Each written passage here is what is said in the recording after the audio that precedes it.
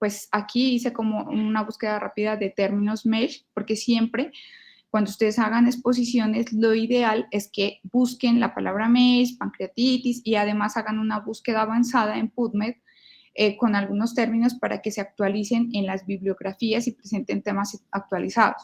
Entonces, aquí solo para mostrarles que más o menos hay 5.525 artículos de pancreatitis solo que hablan el término MESH. Entonces, y a través de los años, esto pues ha ido aumentando las publicaciones de pancreatitis. Esto es muy importante porque hay que actuar oportunamente. La mortalidad en pacientes con pancreatitis grave oscila entre el 25 y 50%. Ojo, estoy hablando de pancreatitis grave. Entonces, de aquí viene este lema, que de nada sirven las conquistas de la técnica médica si esta no puede llegar al pueblo por los medios adecuados. Es decir, de nada sirve si ustedes atienden a esta clase, pero si finalmente cuando ustedes no lo pueden manejar o no lo pueden diagnosticar a tiempo, pues dejan que este paciente se pueda morir. Entonces, hay que actuar oportunamente. La pancreatitis aguda se divide en varios tipos, como son pancreatitis leve, que corresponde al 80% de los pacientes, y el 20% de los pacientes corresponde a la pancreatitis moderada a severa. El 67% de estas pancreatitis moderada a severa corresponde a necrosis estéril y el 33% a necrosis infectada. Las pancreatitis leves no tienen casi mortalidad, 0 a 1% de mortalidad, mientras que las pancreatitis con necrosis estéril tienen hasta un 13% de mortalidad y las pancreatitis con necrosis infectadas llegan a un 35%. Ojo, cuando son pancreatitis severas con necrosis, pues la mortalidad alcanza de un 35 a 50% en severas y con necrosis. Entonces, resulta urgente e importante un adecuado diagnóstico y clasificación de pacientes con pancreatitis aguda. ¿Cómo se define? Se define como un proceso inflamatorio del páncreas con compromiso variable de otros órganos y sistemas remotos. A través de los años, pues esto ha aumentado la prevalencia de esta enfermedad y sobre todo podemos observar que no hay una predilección de género, aunque es un poquito más frecuente en hombres que en mujeres, pero no hay unas tasas que nos digan, bueno, es más en mujeres, se puede presentar a cualquier edad, pero lo que sí es cierto es que es mucho más frecuente en edades pues mucho más avanzadas. La etiología, el 30-40% de las pancreatitis corresponden a pancreatitis de etiología biliar, es decir, por colelitiasis, coledocolitiasis, especialmente coledocolitiasis, cuando sale el cálculo del colédoco, se impacta en el colédoco, se impacta en el páncreas. Otra causa frecuente también es el alcohol, 30-35%, que no es despreciable.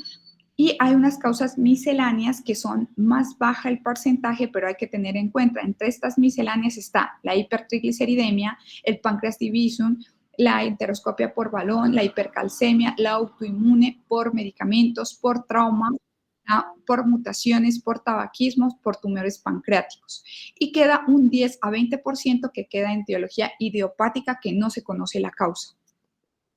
Aquí quiero resaltarle en este artículo de New England que aparece que el 30-40% de los más frecuentes son por vía biliar y por alcohol. El resto, pues ya lo miramos que la frecuencia es muy baja, del 1 al 5%.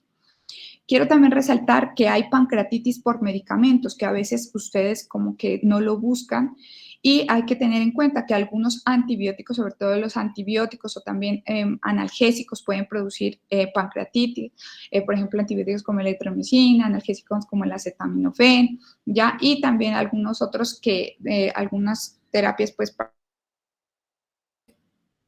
o terapias pues para el perfil lipídico o la dislipidemia. También otra causa frecuente son los anticonvulsivantes que hay que tener en cuenta. Ahora sí, ¿por qué se produce esta enfermedad? Resulta que hay en la célula sinal del páncreas hay una activación prematura de los simógenos. Los simógenos son los que nos ayudan a degradar los alimentos, que genera un proceso inflamatorio agudo que hace que este páncreas se edematice, que se congestione y esto libera enzimas pancreáticas y a su vez la lipasa pancreática. Esto hace que el páncreas se digiera, se autodigiera y empieza a producir pues la inflamación del páncreas y después las colecciones, que generalmente las colecciones aparecen a las 4 semanas, con disminución de la microcirculación y después Esto, la disminución de la microcirculación produce un efecto inflamatorio y un ciclo vicioso que hace que el páncreas se inflame más. Esta era la teoría que se daba anteriormente, que generalmente que son las células, que las enzimas digestivas son las que producen pancreatitis. Pero ya se ha demostrado que también hay una activación de una respuesta inmune, que es que la célula acinar produce unos factores y pues toda una cascada inflamatoria y una respuesta inmune tanto innata como adaptativa que libera este factor que es el más importante, que parece que es el que produce pancreatitis, que es la activación del factor nuclear kappa beta, que también hace que haya un proceso inflamatorio, disminuya la microcirculación y se vuelve un proceso vicioso. La pancreatitis aguda, generalmente, pues estamos hablando de pancreatitis que se presenta en el primer mes. Ya cuando pasan del primer mes, ya son pancreatitis que tienen complicaciones, y la pancreatitis crónica, algunos segundo mes o después de 6 meses, pero en el primer mes se habla de pancreatitis aguda, ¿ya? Después del mes o de las 4 semanas ya se habla de complicaciones o colecciones que se deben buscar, pero la clave, estamos hablando de pancreatitis aguda, ojo, porque la pancreatitis crónica ya es otro cuento. La historia y la clasificación. Es muy importante cuando llegue un paciente con pancreatitis clasificarlo de acuerdo a estas clasificaciones. Hay dos. La una que se llama Atlanta, que salió en 1992, y la otra que se llama la clasificación basada en determinantes. La más usada es la clasificación de Atlanta, que es la que, o sea, las dos predicen mortalidad en UCI sobre todo, pero la clasificación de Atlanta, que se modificó en el 2012, es la que más se utiliza. ¿En qué consiste la clasificación de Atlanta? En estos 3 pilares fundamentales que nunca se tienen que olvidar. Primero, habla del diagnóstico. Segundo, de las complicaciones locales y sistémicas. Y tercero, si tiene disfunción de órgano. Vamos a desarrollar pues ahorita cada una para que miremos cómo se hace el diagnóstico, las complicaciones y la disfunción de órgano. Y después hablaremos del tratamiento. Entonces, lo más importante es esta clasificación. Entonces, el primer pilar que dice esta clasificación es diagnóstico. ¿Cómo se hace el diagnóstico de pancreatitis? Es 2 de 3 de los siguientes criterios. Primero, dolor abdominal compatible. El dolor abdominal tiene que ser un dolor en banda, difuso, que generalmente aparece pues aparece en mesogastrio y se irradia a los flancos y aparece como un cinturón, y a veces se puede irradiar hacia la espalda. El dolor pues mejora cuando el paciente se inclina hacia adelante, y sobre todo el dolor es muy intenso. Este es el cuadro clínico compatible, pero además tiene que tener una amilasa o una lipasa mayor a 3 veces el límite superior normal, ¿ya? El tercer criterio es la imagen compatible, es decir, 2 de 3 de los siguientes. Es decir, yo tengo una clínica de dolor con una imagen compatible con pancreatitis, ya hago diagnóstico de pancreatitis. O tengo el dolor y tengo la amilasa o la lipasa más de 3 veces, hago el diagnóstico de pancreatitis, ¿sí? 2 de 3 de los siguientes. Ese es el diagnóstico. Aquí hay que aclarar una cosa. La amilasa y la lipasa tienen unas diferencias. La amilasa no se usa solo como medio diagnóstico. Se prefiere más la lipasa porque es más específica, ¿ya? Porque la amilasa se puede aumentar en muchas otras enfermedades, falsos positivos como macroamilasemia, enfermedad renal crónica, enfermedades de glándulas salivales, apendicitis, colecistitis, obstrucción intestinal. Además, que hay que tener en cuenta que la lipasa dura más tiempo elevada, es decir, de 7 a 14 días, mientras que la lipasa está en los primeros 5 días, de 3 a 5 días. Entonces, de ahí que muchos pacientes que ya llevan un cuadro de una semana le piden amilasa y sale normal. Entonces, de ahí que muchas veces es más específica la lipasa. Pero ojo, si es un cuadro muy, muy agudo que lleva pocas horas, probablemente la lipasa no se nos va a elevar. Entonces, a veces se eleva primero la amilasa, pero el problema de la amilasa es que se elimina rápidamente. Al 5.º día, pues ya no vemos elevación de la amilasa. Por eso es que se prefiere la lipasa y es más específica porque dura más tiempo elevada, hasta 7 y hasta 14 días. También tienen falsos positivos, pero es mucho menos que la amilasa.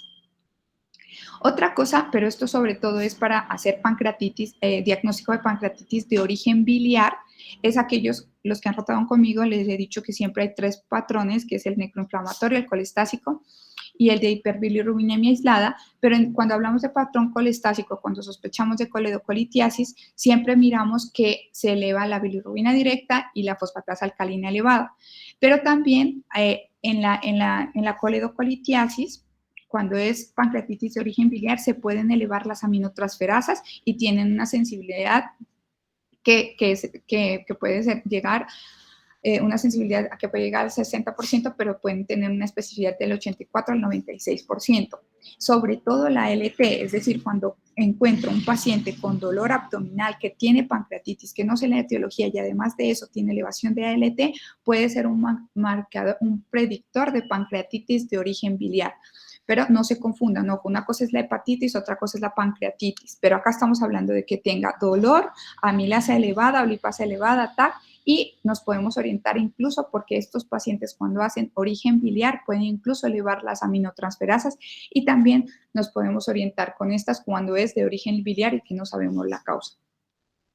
Incluso en la etiología biliar también nos sirve la ecografía porque tiene sensibilidad, pero ojo, para biliar del 95% y una especificidad del 97% para detectar cálculos. Entonces, para pancreatitis biliar.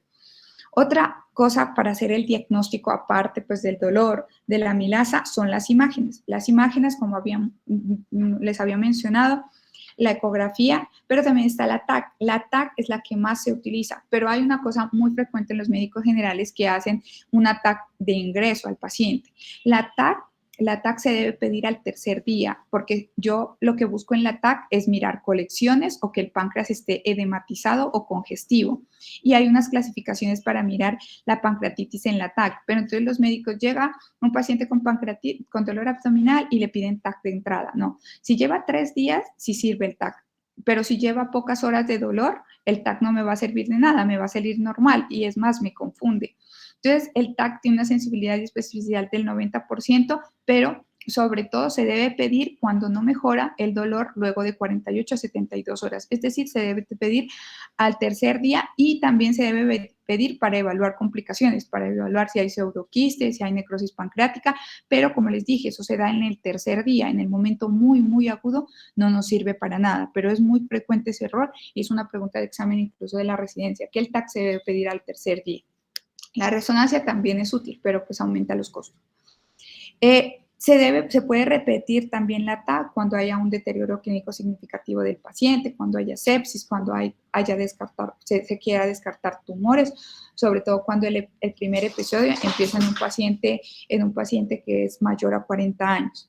Y se puede pedir a los radiólogos TAC contrastada con protocolo para páncreas para que ellos se enfoquen un poco más en el páncreas. Entonces, la TAC nos mide lo que antes se llamaba Baltasar, A, B, C, D, E, que dependiendo de A era cuando un páncreas estaba normal, B cuando había pues inflamación del páncreas difusa o focal, otra cuando la inflamación era peripancreática, que era la C, y cuando la D era cuando había colecciones fluidas. Esta clasificación a través de los años ha tendido a cambiar porque ya no se utiliza tanto Baltasar, sino un índice que da un puntaje a lo que encuentra el radiólogo y con ese puntaje predice la mortalidad. Pero todavía en algunos centros se sigue utilizando Baltasar y es aceptable.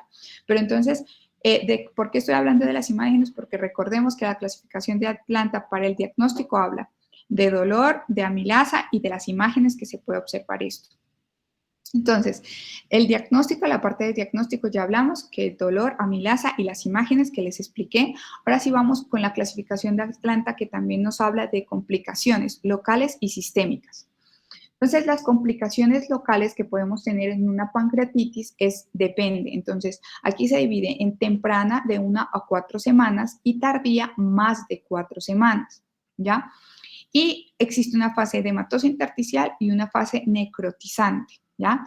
Cuando la fase es temprana, es decir, cuando es la pancreatitis aguda en 1 a 4 semanas, lo primero que cuando hay complicaciones locales y hay colecciones, se llama una colección peripancreática aguda. Generalmente está resuelta. Espérame un ratito. Dame un segundo.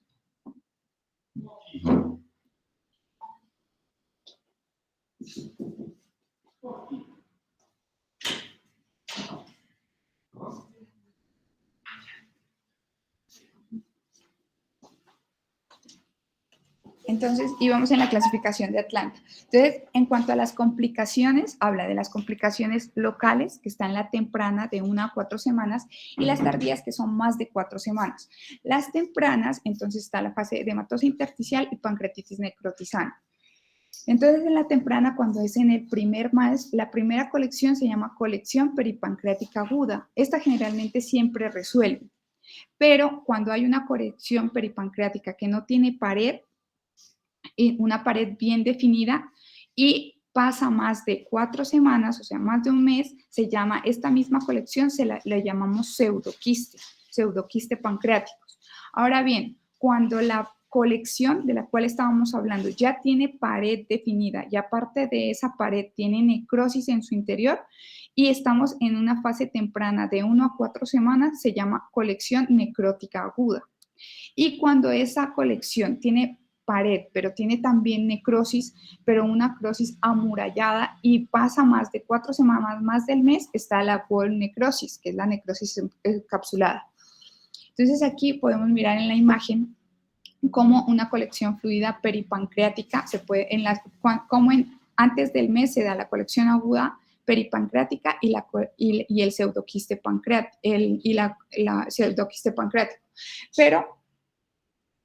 Pero generalmente estos, como les dije, no tienen necrosis, son una pancreatitis intersticial edematosa. Si es menor a 4 semanas, una colección peripancreática aguda, pero si ya dura más de un mes, pseudoquiste pancreático, pero no tienen necrosis, no tienen pared definida. Cuando ya tienen pared definida, y tienen necrosis en su interior, cuando es menos de un mes, se llama la colección necrótica aguda, y cuando tienen necrosis con una pared definida y más de un mes, se llama la wall necrosis. Más que entiendan estas complicaciones, quiero que las sepan porque de pronto se les va a olvidar y quiero que sepan que en la clasificación de Atlanta incluye primero el diagnóstico, segundo las colecciones para clasificar en leve, moderada y severa. Y tercer punto que incluye también en la clasificación de Atlanta son las complicaciones sistémicas. Entonces, Atlanta habla de que si hay alguna disfunción de órgano, o una exacerbación de las comorbilidades preexistentes. Entonces, en el tercer punto habla de la disfunción de órgano. Para mirar la disfunción de órgano, la pancreatitis tiene varias clasificaciones para mirar si hay disfunción de órgano. Está la de Marshall, está la de Apache, y pues otra que es la que más se utiliza es Apache 2, pero ya voy a mostrarles un estudio cuál es la que recomiendan. Entonces, por ejemplo, en esta clasificación de Marshall utilizan algunos sistemas, pues renal, respiratorio, cardiovascular, y de acuerdo a esto le dan una puntuación. Si es mayor a 2 puntos, clasifica como una disfunción orgánica. Entonces, cuando la que más se utiliza, generalmente la que más utilizamos es Marshall, pero algunos pues no se han puesto de acuerdo si se puede utilizar también Apache o la basada en determinantes. En cuanto entonces la clasificación de Atlanta con estos 3 puntos que les dije, diagnóstico, colecciones y la disfunción de órganos, que son estos 3 pilares básicos que siempre se debe evaluar estas 3 cosas. Entonces, cuando yo ya evalúo estas 3 cosas del paciente con pancreatitis, yo lo clasifico en leve. Leve significa aquella pancreatitis que le hice el diagnóstico ya con lo que hablamos, pero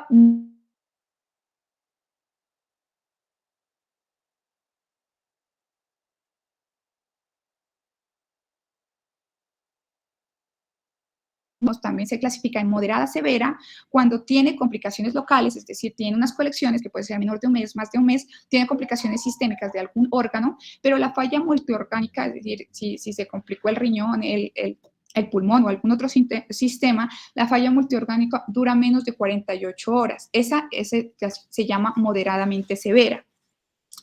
Y también la clasifica en severa aquella paciente con pancreatitis que tiene ese diagnóstico que le hicimos, pero además de eso tiene colecciones, complicaciones locales, sistémicas y tiene una falla multiorgánica que dura más de 48 horas. Entonces, esto es muy importante porque en todo paciente con pancreatitis hay que ver esos 3 pilares y luego clasificarlo en leve, moderadamente severa y severa.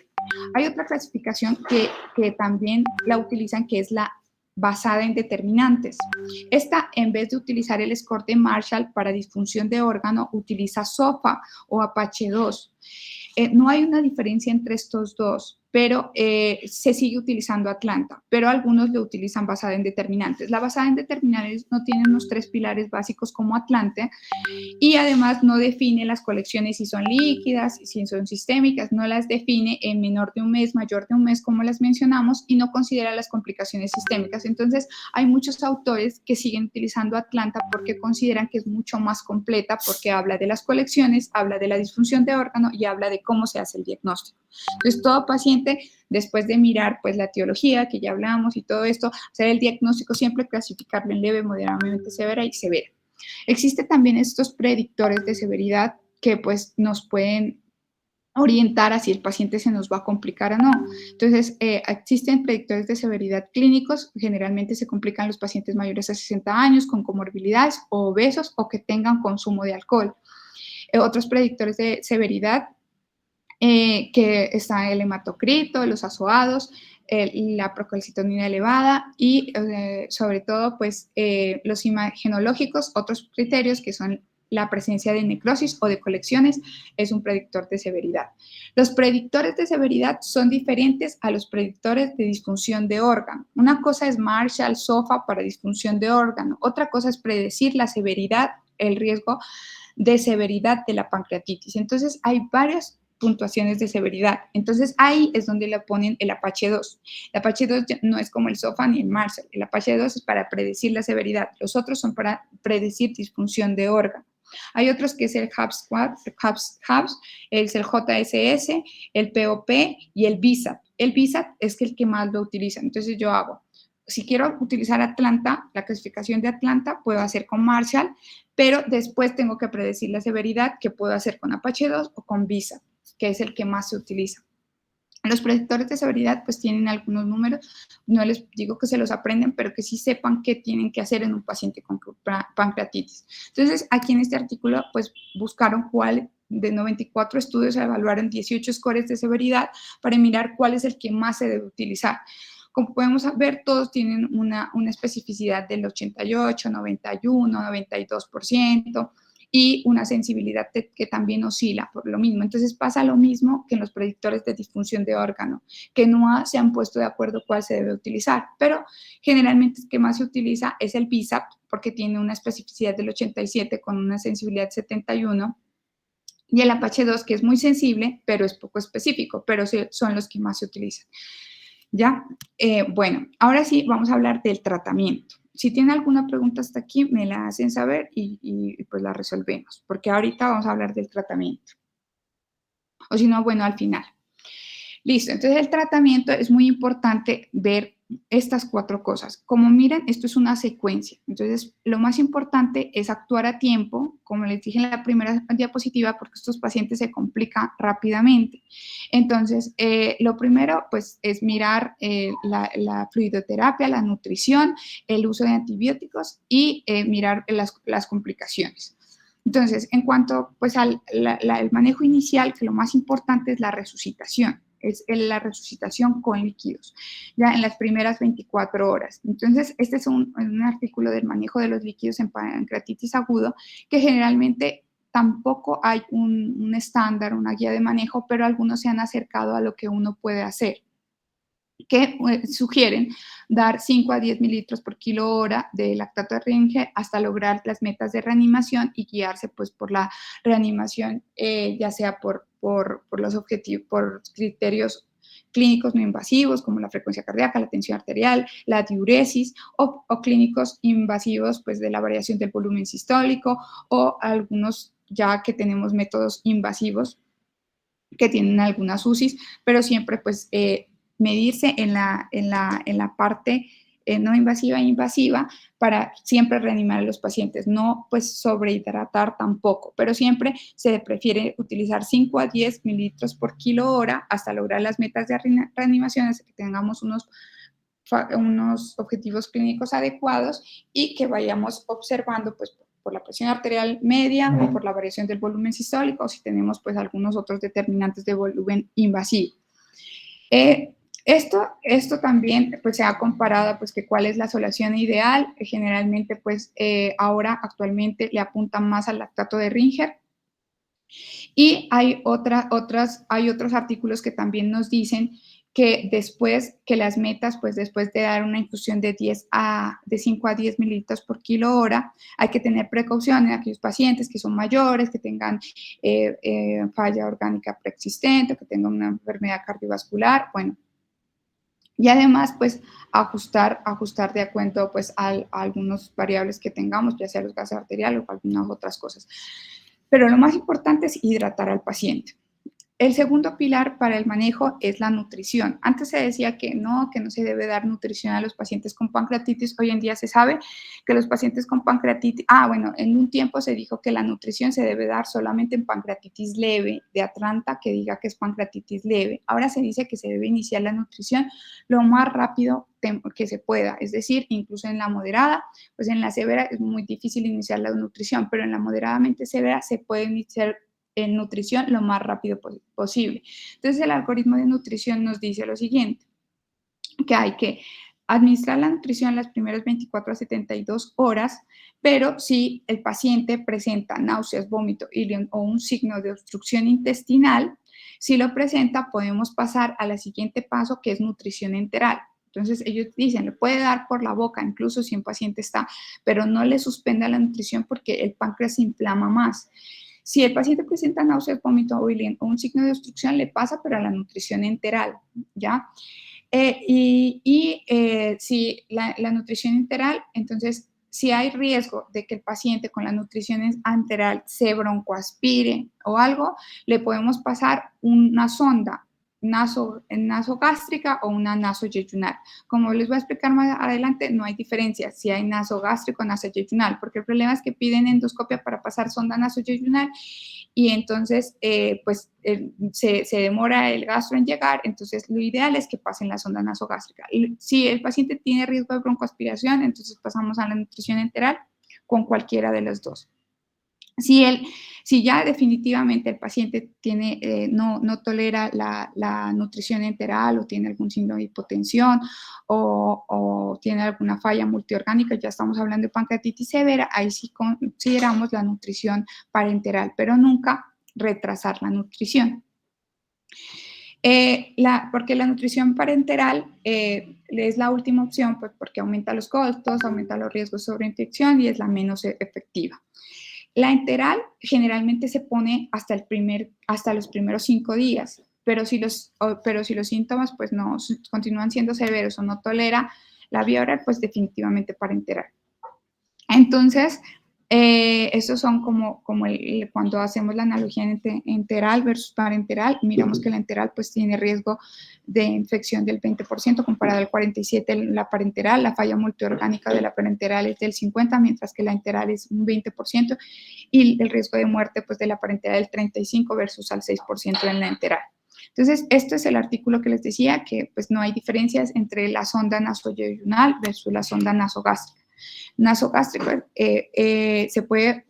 aquí cogieron 78 pacientes, definitivamente es igual en el riesgo de infecciones, de dolor, de estancia hospitalaria, de permeabilidad intestinal y de endotoxemia, que podemos observar como los índices pues, de mortalidad en la nasogástrica y nasoyeyunal pues son similares con una P que no es estadísticamente significativa, una P de 0.64, al igual que cuando comparamos el riesgo de aspiración entre la nasogástrica y nasoyeyunal, da lo mismo.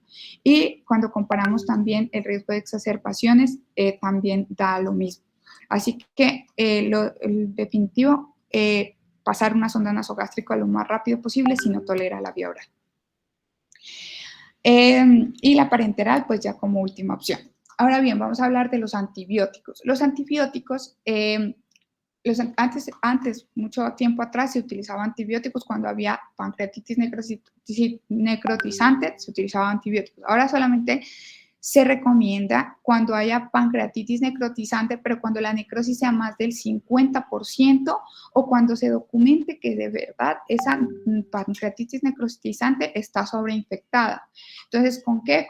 con que le hagamos un cultivo o algo y que nos demuestren que está sobreinfectada o pues que tenga una sepsis por alguna otra causa o un hemocultivo positivo. Pero si solamente tiene necrosis menor al 50%, no hay necesidad tampoco de antibióticos.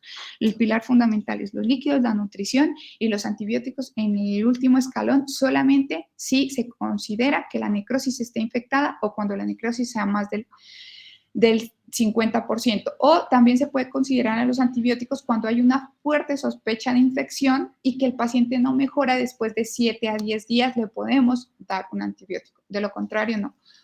Pues los gérmenes que se deben cubrir pues son tanto anaerobios como aerobios y las bacterias gram negativas como Escherichia coli, Klebsiella y gram positivas con enterococo. Entonces, hay antibióticos que se deben cubrir, pues son combinados. Hay una cosa muy importante, que hay unos antibióticos que tienen penetrancia al páncreas. Los buenos con buena penetrancia al páncreas son carbapenémicos, quinolonas y metronidazol. Los de intermedia penetrancia es la piperacilina y las cefalosporinas de tercera generación y la mala, los aminoglucósidos. Es decir, si yo voy a considerar usar un antibiótico, pues tengo que irme de una intermedia a una alta penetrancia al páncreas, como puede ser piptazo, aunque es una intermedia, pero los de alta penetrancia son carbapenémicos. Entonces, en general, se utiliza en pancreatitis severas, que ya haya una fuerte sospecha de infección y me voy con antibióticos altos, ya sea carbapenémicos y metronidazol o quinolonas, pero el pipetazo tiene poca intermedia. Hay otra cosa, pues que, como les dije, la causa más frecuente de pancreatitis es el 30 al 40% biliar y un 30% también es por alcohol, pero hay otras causas que son misceláneas. Como hay un gran porcentaje que es por pancreatitis biliar, también está la pregunta que cuándo hacer CEPRE, porque muchas veces dicen, bueno, que le quiten los cálculos, porque eso es la de la pancreatitis que le están haciendo, que está así el paciente. Entonces, solamente se debe hacer CEPRE en pancreatitis cuando haya colangitis, cuando haya una coledocolitiasis confirmada o cuando haya un alto riesgo de coledocolitiasis, porque si el paciente tiene pancreatitis, pero no tiene coledocolitiasis, tiene solamente colecistitis o colelitiasis, pues no hay necesidad de hacerle CEPRE. Y aparte, se debe esperar por lo menos 1 a 2 semanas para hacerle la CEPRE, porque si no, la CEPRE va a dar más pancreatitis. Por eso es que la pancreatitis, la CEPRE solamente se hace en colangitis. Les recuerdo que la CEPRE es, pues, introducir un duodenoscopia en la papila y tratar de extraer los cálculos del colédoco. Se hace por endoscopia. Pero como les dije, solamente se hace cuando hay sospecha de pancreatitis, pero no en el momento agudo, solamente en el momento agudo cuando hay alta sospecha de colangitis. Si no, se prefiere no hacer CEPRE, se prefiere hacer CEPRE después de los 15 días o al mes porque hay más riesgo incluso de pancreatitis. Entonces, algunos gastroenterólogos dicen, bueno, dejemos que el páncreas repose y después hacemos la CEPRE. Entonces, ahorita lo que importa es el manejo. Solamente si está en colangitis, pues sí va para CEPRE o cuando tenga un cálculo pues gigante. Ahora bien, eso es como el manejo pues ideal en todos los pacientes con pancreatitis, pero también hay que hablar de un punto muy importante que son las colecciones y las necrosis pancreáticas. Entonces, de todas las colecciones pues que yo les dije, hay que también hay que mirar que cuando son necrosis estéril o cuando son colecciones peripancreáticas o cuando son pseudoquistes, es decir, que no tienen pared o que no tienen necrosis y que no está infectada, el tratamiento es expectante, es el mismo, solamente líquidos, nutrición y se mira a ver cómo le va. Pero si hay pseudoquistes, pero están sintomáticos, si el pseudoquiste ya lleva más de un mes, aunque esto es motivo de otra charla, pero les voy a decir algo básico de esto. Si lleva más de un mes o tiene necrosis estéril o una colección que está obstruyendo una estructura adyacente, el paciente ya pasó de su fase aguda y sigue con la colección, requieren también drenaje esas colecciones. Entonces hay que considerar opciones de drenaje percutáneo, drenaje endoscópico o drenaje quirúrgico, pero sobre todo para cuando hablamos de colecciones y que el paciente pues ya le hemos tratado la pancreatitis. Generalmente se drena aquellos, es una regla del 6, que aquellos pseudoquistes que son más de 6 centímetros y que llevan más de 6 semanas. Esos requieren drenaje por medio endoscópico. pero aunque es controvertido. Menor de un mes nunca se drena nada, porque esos se absorben solitos y el manejo es solamente el manejo de la pancreatitis. Solamente las colecciones que se drenan son aquellas que duran más de 6 semanas y que tienen necrosis.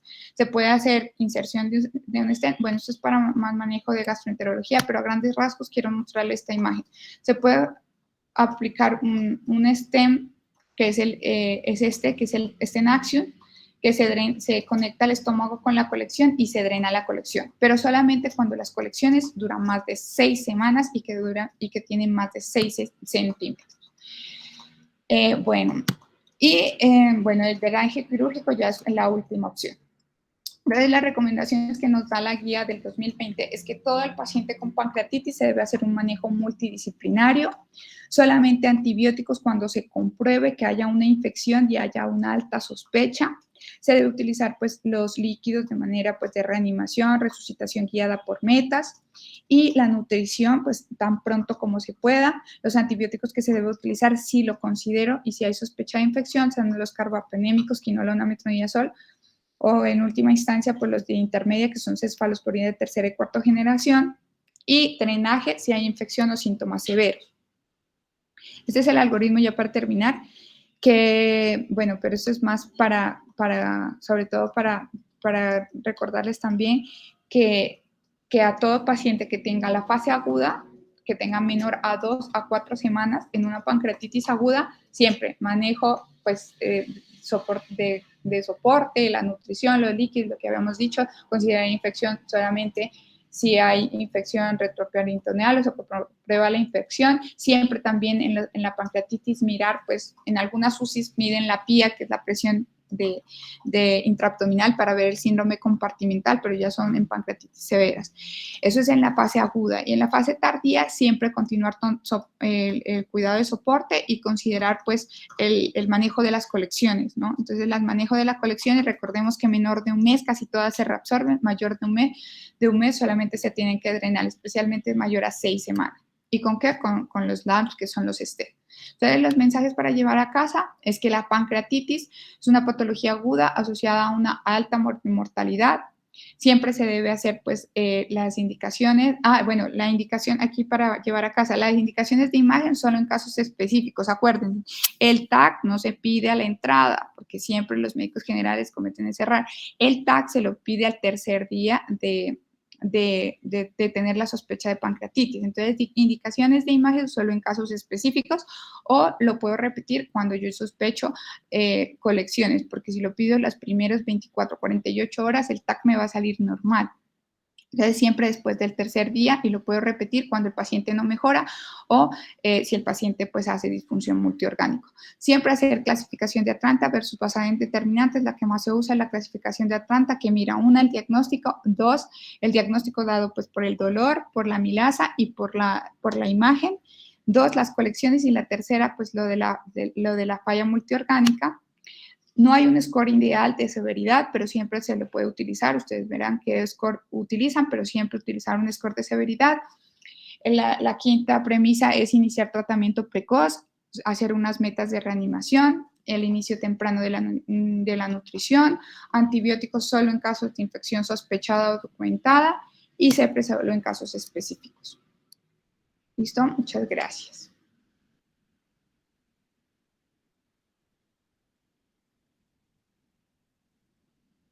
No sé si tengan alguna pregunta. Yo, doctora. Sí, cuéntame, ¿quién es? Yo. Ya. Lo que pasa es que pues tenía entendido que en pancreatitis había 2 signos que nos enseñan en semiología, que era el de Hasted-Cullen y el de Grey-Turner. No sé si sería pues como eficiente buscarlos, o si ya son muy crónicos, o en cuanto al abordaje inicial me refiero. Pero eso es en pancreatitis severa, cuando están buscando, sobre todo, aumento de la presión intraabdominal, cuando están buscando síndrome compartimental, entonces te pueden orientar. Pero en pancreatitis así, digamos, leves o moderadamente severa, pues no te va a aparecer. Entonces, en algunas UCI sí utilizan lo de medir la PIA, que es la presión intraabdominal, incluso que tiene que estar entre 10 y 12, pero eso es para mirar el síndrome compartimental. El síndrome compartimental es cuando la PIA aumenta tanto que aparecen esos síntomas pues, por trombosis, por daño pues, de los órganos subyacentes, que pueden aparecer esos signos, y que al aumentar la PIA tanto puede dañar los órganos subyacentes. Entonces, algunos pacientes en pancreatitis severas también hacen, cuando hay síndrome compartimental, cuando la PIA está más de 15, les hacen la parotomía y les ponen una bolsa de Bogotá para disminuir la PIA. Pero eso es en pancreatitis severas. Ah, ya, doc. O sea, en dado caso, pues que estemos en un primer nivel, lo principal sería enviar al paciente con reanimación hídrica. La principal es hacerle el diagnóstico, mirar pues el cuadro clínico, luego mirar pues la parte de si tiene pues la amilasa, la lipasa, si tiene 2 de 3 criterios, luego mirar la imagen y pues ponerle el manejo bueno, del dolor, me faltó, que también se da meperidina. Ponerle los líquidos, la nutrición, el manejo analgésico, que puede ser meperidina, y lo manda. Listo. Y clasificarlo, pues si es leve, no tiene disfunción de órgano, no tiene colecciones o algo, pues lo pueden manejar en el primer nivel. Pero es mejor, si están en un primer nivel, remitirlo, porque esos pacientes de pancreatitis evolucionan rápidamente y se complican. Y como les dije en la primera diapositiva, tienen alta mortalidad cuando son pancreatitis severas, casi llega hasta un 50%. Entonces es mejor remitirlo cuando sospechan, cuando les da la amilasa elevada o la lipasa elevada y tengan un cuadro compatible. Si están en primer nivel, mejor remítalen para que le hagan la TAC, busquen colecciones, para que lo estudien bien, la etiología y todo. Listo, muchas gracias.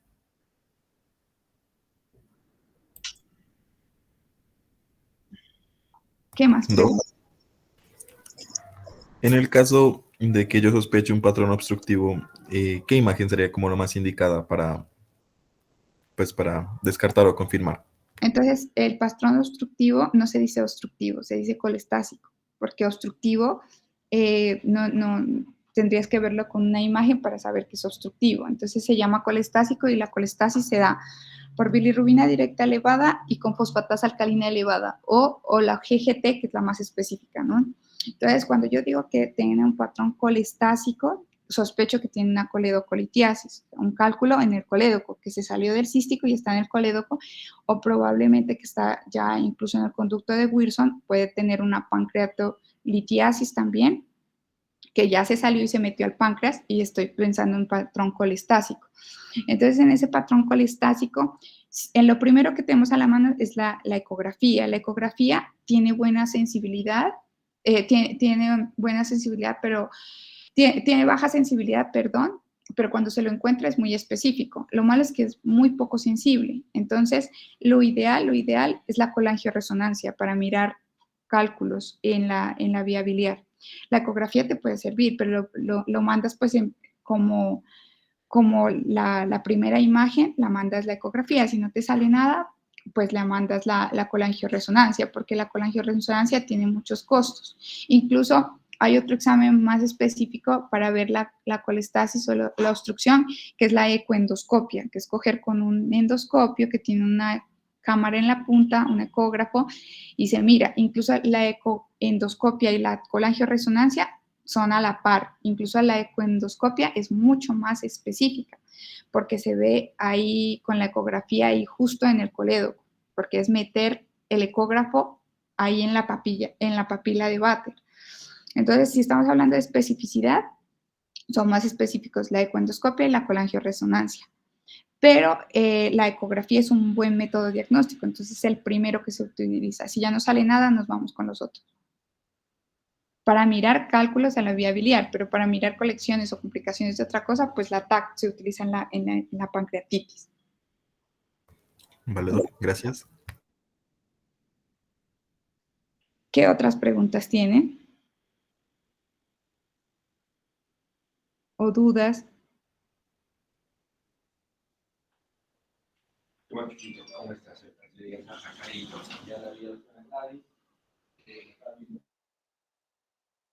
Creo que si no hay más preguntas, pues dejemos ahí. Igual cualquier cosa estoy para colaborarle. Me encuentran en el área de gastro del San Pedro o en el área de gastro del departamental. Cualquier cosa, cualquier duda, ahí estoy para colaborarles. ¿Listo? Vale, Doc, muchas gracias. Muchas Gracias, gracias, doctora. Muchas gracias, doctora. Gracias. Muy bien, chao. Chao. Chao, doctor.